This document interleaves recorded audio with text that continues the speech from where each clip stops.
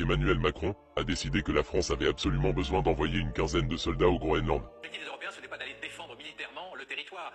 Parce que visiblement, la sécurité mondiale tient à ce qu'une poignée de Français frissonnent 3 jours à Nuuk pendant qu'on sirote notre café à Paris.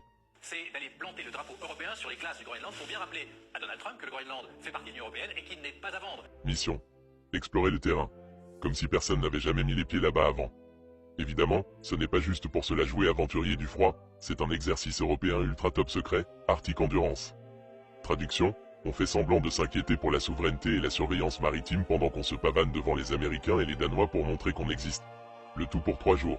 Pas 3 semaines, pas 3 mois. 3 jours pour apprendre ce que tout le monde sait déjà, il fait froid au Groenland. Mais attention, c'est stratégique. Macron a même tweeté pour confirmer que oui, nos soldats sont bien là. Parce qu'évidemment, rien ne dit puissance militaire, comme une quinzaine de types en parka qui tremblent sur un caillou gelé. Et pendant ce temps, on parle d'ouvrir un consulat.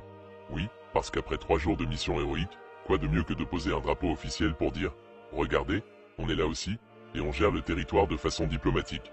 Tout est parfaitement calibré pour que tout le monde comprenne que la France, même avec 15 soldats, reste absolument indispensable dans l'Arctique. En résumé, Emmanuel Macron envoie 15 soldats tremblants faire de la prospection touristique glaciaire, sous couvert d'un exercice militaire européen, héroïque, stratégique, et surtout, absolument inoubliable.